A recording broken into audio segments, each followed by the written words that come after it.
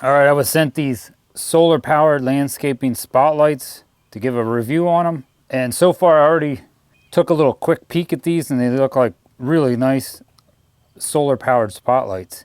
I'm gonna unbox these and I'm gonna let them charge up. I'll put them out here in the sun. Hopefully they'll get charged up because it's a little cloudy today. And then I'll show you what they look like when it gets darker out. So let me unbox these and I'll show you what they look like. They definitely come in a really nice box. And there's not a real lot to the directions, so it's really, really simple. Looks like on the switch we're gonna have a auto mode, low brightness, high brightness, and you can turn it off. And you can replace the battery in this. If your rechargeable battery in here would start to go bad over time, like I've had solar powered lights in the past, after batteries kind of die on you, you pretty much just throw them out. But these ones, you can recharge them. Wow, the solar panel is pretty big on that. I'm gonna set one of these up. I have a flag that I want to face this toward my flag. Comes with some screws in case you would want to mount this light, kind of like I'm gonna face it toward my flag. I could mount it there if I wanted, but it also has some stakes just to stake them in the ground. These are part of the poles. These ones. This is a pack of 4 of them. This piece here is if you want to mount it on a wall. I'm not going to end up using them, so we'll put them away. I'm just going to use these stakes. You can pull that out, turn that around. That in there, and then you put this piece in there. Ooh, just like that.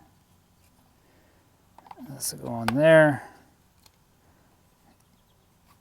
Turn that up, and you'll be able to adjust this to face whatever you want. These come in a 2-pack, 4-pack, and a 6-pack. Let me sit this out in the sun here, and I'll show you when it gets dark out what it looks like. All right, this is what the spotlights look like at night.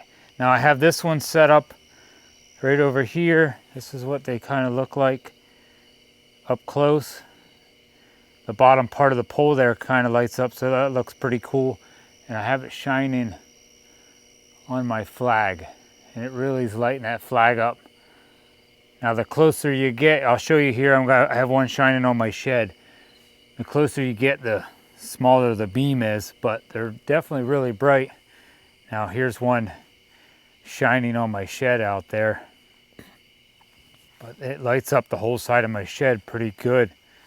I'm really impressed with these spotlights. I don't know if I'm really going to keep this one shining on my shed. There's different settings too. This is, I think, high. Yep, then there's a low, high, and you can turn it off. So it's high, low.